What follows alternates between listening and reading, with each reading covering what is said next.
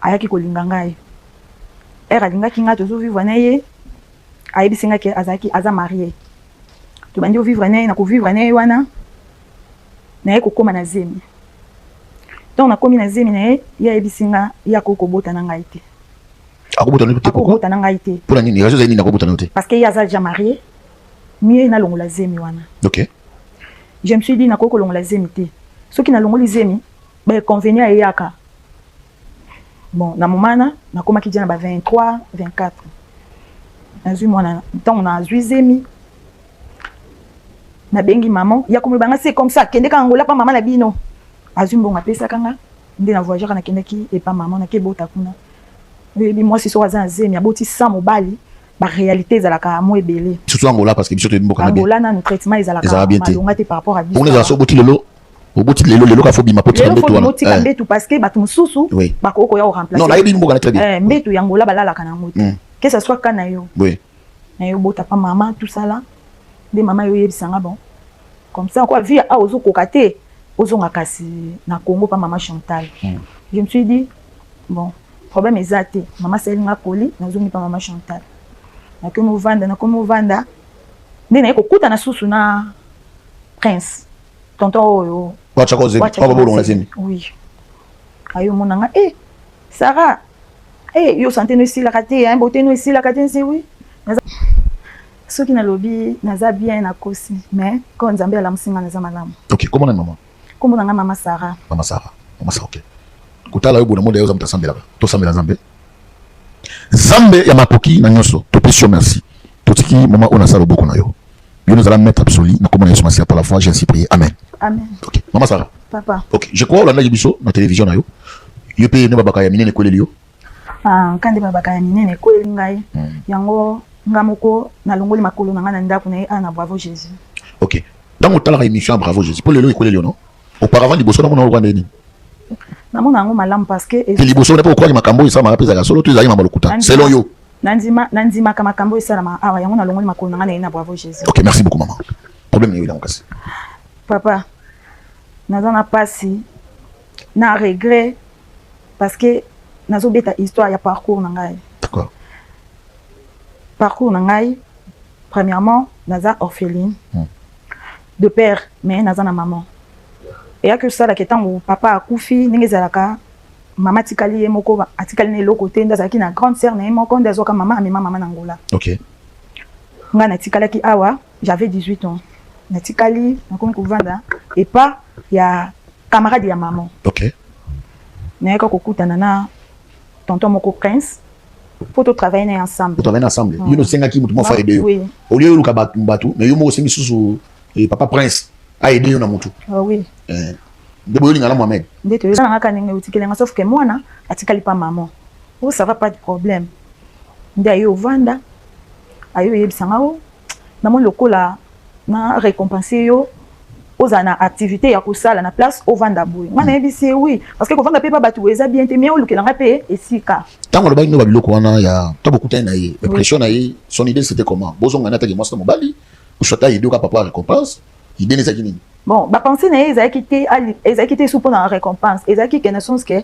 tango mutasele li obongo c'est que azana posa na okaka yo mo pose pe na besoin na ye na boya ka été parce que nazali na penser ma belle bosso na été pendant cette année sokina na Angola oboti idée na peut-être non Angola c'était quoi asino na Angola que obota na Angola to asino na Angola okende kaka na zemi yango donc denga Abraham apesa ka nani Agar apprécié Tokiama ya apesa na mwana bukene so beaucoup fana bino non na kende kaka na kende po image nangeza ali souté parce que ya obate la foyer na oui et ayo bon moko na comment apé ko boya comme vraiment ko boya parce que na moneki on dirait attaquer nga moi choc moko na motema na ngai ndene yo ya donc na ye ayebisi nga pe azo nga activité na yebisi bon ça va pour mes até afonga laisser nga maison ya Kenkelere na bandi pe ko travailler nga na yebisi ko travailler nga moko boye faut nous attendre mutu parce que tout le temps je travaille entre temps je sors avec lui donc manga c'est maison Kenkelere wana mais boli maison ni nango malko na ba choc nango nyoso mako na ba choc na basala ki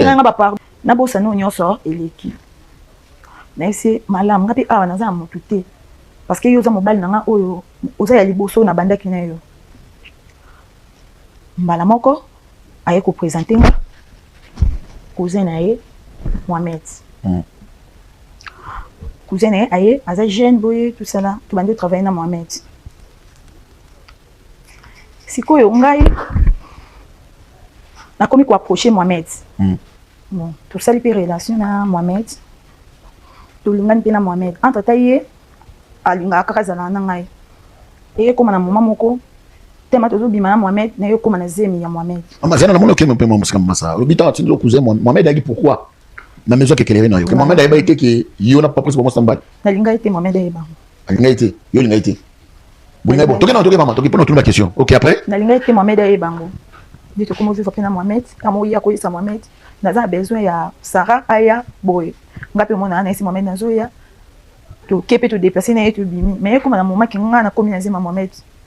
Na yo tala ke Mohamed aza marié té, aza jeune moko aza bien abota na epété.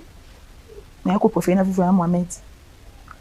Abala ngai. Mais ton na bisi Mohamed na ko kité tema bolingo se côté ki na isi Mohamed vérité.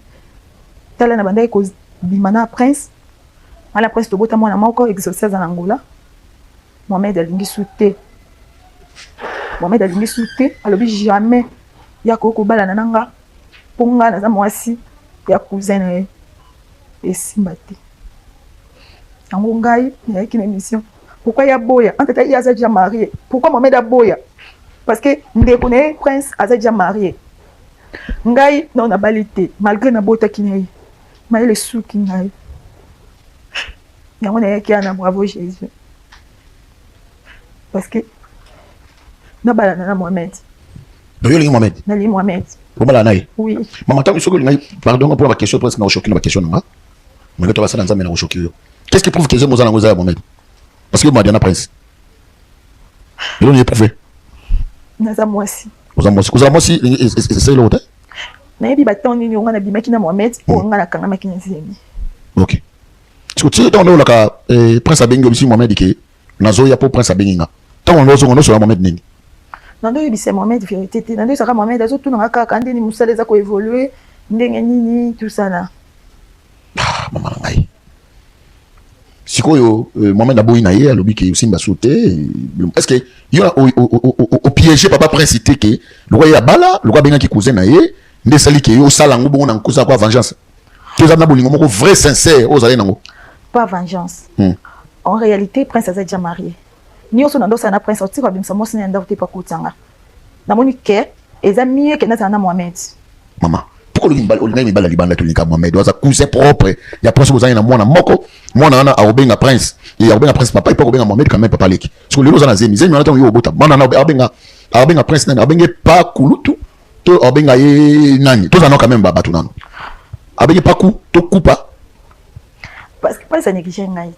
En exécution mais yo bien exécution nazo citoyenneté bien exécution mais la récompense na ya ça ilo maison kenkeleri papa ta c'est la maison kenkeleri nga bimsa moi ce n'était pas kotanga nga bimsa moi ce n'était pas kotanga bon moi en tout cas non choqué pourquoi les gars qui mi bali bandate ka cousin o ya moko propre o yo boti na mwana zana no pama to zana no bato mwana no boti na prince aobenga papa Mohamed aobenga papa leki mwana ozana ye na libumu akobenga papa prince papa kulutu yo mo mutu moko motie ko za multicolore na nzoto na pe bala babima na insiste moko d'abord mabe parce que mona ona aobenga ye papa leki o za libumu aobenga prince papa kulutu sikoyo bana mi balilo bakoli au fan ça bango peut sur ligne papa prince so na comme il est au niveau parce qu'ils a prince à permettre soit Mohamed c'est ça mon souhait. Est-ce que vous croyez vraiment cela?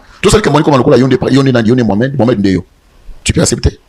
Papa, je n'aime pas les choix. Je n'aime pas les choix. Si on est parce qu'il y a un choix, Mohamed Makas. Ok, merci.